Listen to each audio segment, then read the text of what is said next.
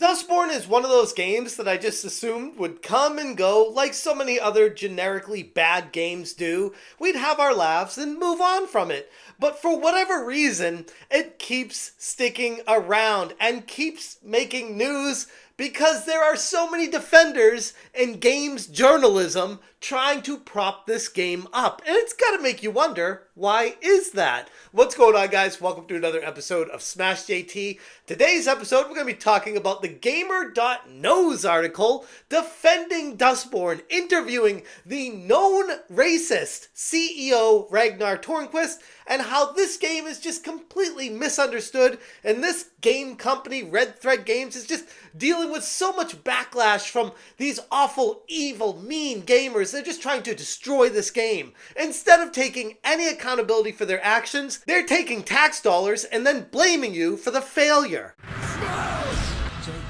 Hit that subscribe, give me a like, and check out SmashJT.com for the full article breaking down Gamer.NO's damage control piece and attacking gamers and trying to tell everyone why Dustborn really wasn't that bad. It's just completely misunderstood.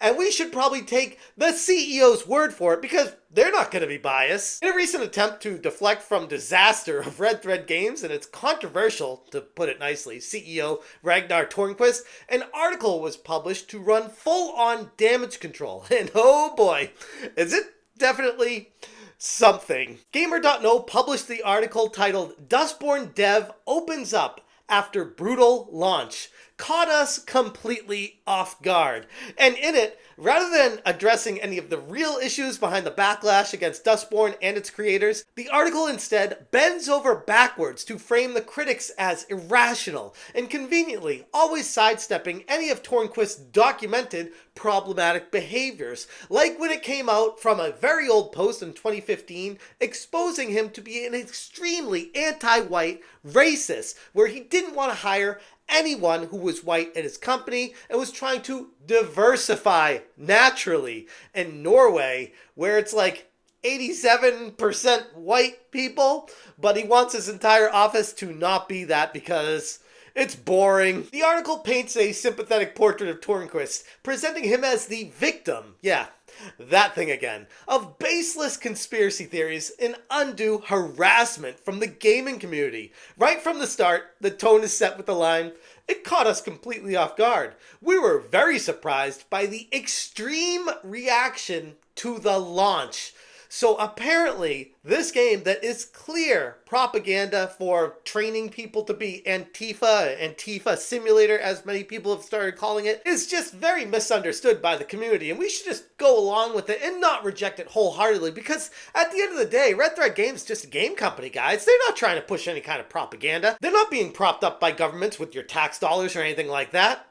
No! Throughout the entire article, he sidesteps the fact that Dustborn's narrative blatantly incorporates ideological messaging, with a story centered around fighting a fascist regime and the use of pronouns beyond he and she. Yet the article frames the criticisms that people have had as nothing more than reactionary noise, because they want to further create a divide between the game companies and the gamers. They want to portray an image that it's the gamers that are the problem. They focus heavily on that every time something goes wrong, so that when investors or governments come to them saying, "Hey, this isn't making any money for us. What went wrong?" Hey, it's not our fault. It's the gamers. Tørnquist laments that people have twisted everything they say with quote-unquote malicious intent, going so far as to accuse detractors of creating a narrative that Red Thread Games is quote-unquote corrupt and making propaganda. This kind of victimization is par for the course with these kind of studios when they get caught up in the culture war. But what's missing from the picture is any acknowledgement whatsoever of the actual real reasons why gamers are upset about Dustborn.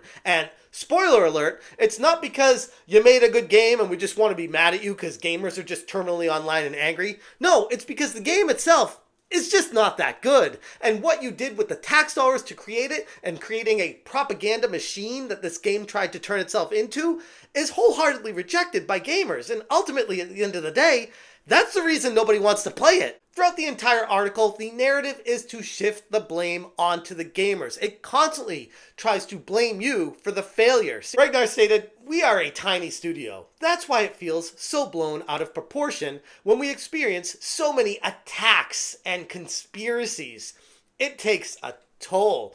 Attacks like your developers attacking people on Twitter for daring to question if it's an asset flip, or attacks for you only wanting to hire people of color because you don't want white people working at your company. These are attacks to you when people are literally just pointing out what's actually transpiring. It's been really tough to deal with this. We're used to people not liking our games, which I gotta stop there and say, perhaps you're in the wrong industry. If you are a CEO of a game company and you're used to people not liking your games, kind of sounds like a you problem. But we appreciate well-argued reviews, even if they're negative. No, you don't. I am casting doubt on that right off the bat, because I would say I reviewed you, Ragnar, and came out saying you're an extreme anti-white racist. I don't think you really appreciated that, because that's the truth about who you are and the conclusion that I came to in my own humble opinion about it. But I'd like to think, based off of just anyone in general, you don't want that getting out there, and you wouldn't appreciate that, even if it is the truth. The difference here is the massive amount of negative feedback from people who have never played the game and never will. They just jump on the bandwagon of those making videos. That, by the way, everyone, is textbook gaslighting. Oh, you haven't played the game, so you're just, being a drone and listening to these YouTubers that are telling you not to play it. I have not played the game.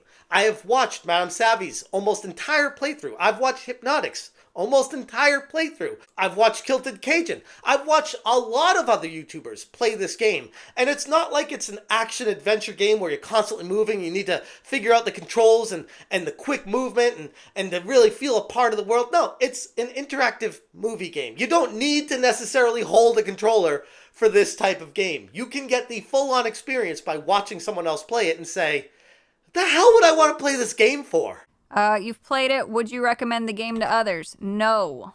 So telling people that they need to play the game before they form an opinion about the game is gaslighting in its purest form. It seems like people twist everything we say with malicious intent. They've created a narrative that Red Thread is corrupt and making propaganda. But the fact is that we've made a game we want to talk about and share with others. It's not for everyone, and they don't have to play it. There we go.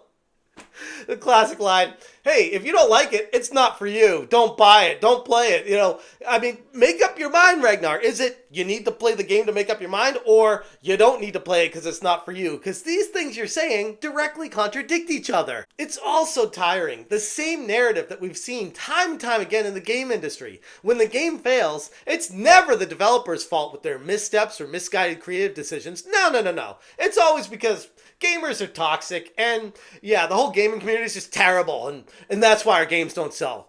But then we're going to go back and develop more games for the same community that we hate. In addition to all the blatant disregard for addressing valid critiques, the article conveniently glosses over the financial support that propped up Dustborn from the beginning. Red Thread Games received 14 million in Norwegian krones from the Norwegian Film Institute, which, by the way, I covered that in a previous video, and I don't know, I found some connections between Ragnar and the Norwegian Film Institute that were just, I don't know, I feel like they rub shoulders a lot. They're buddy-buddy with each other, and they have some backroom deals from the looks of it. At least that's my opinion from the research that I did. I cannot prove this kind of stuff, but it just is, I don't know, convenient that they get this kind of money for that kind of game. They also received 150,000 euros from EU grants. Despite these significant government subsidies, Tørnquist and his team have yet to deliver any kind of commercially successful title, relying instead on taxpayer money to fund their propaganda. Hysterically, the article states,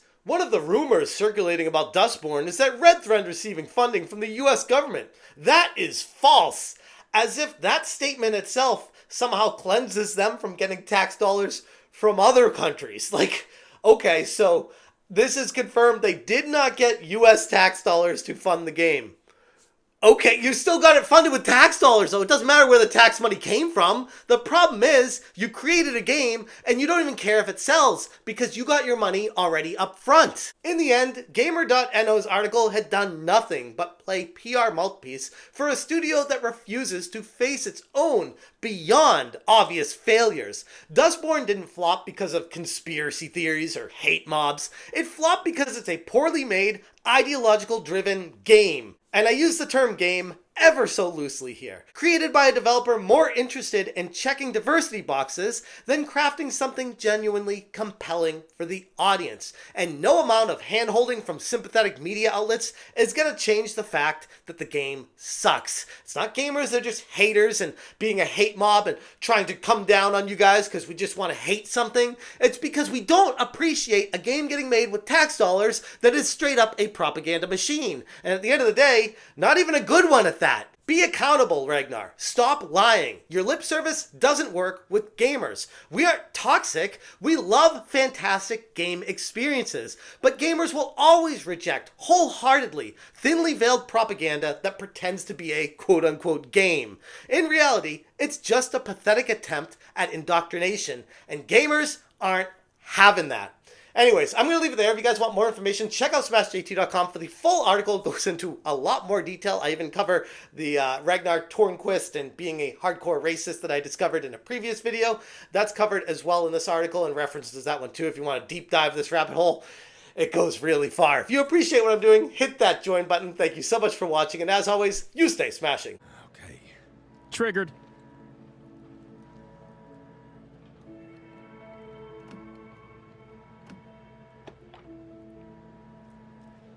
Thank you. Of course the Hispanic knows how to lockpick, of course. Smash,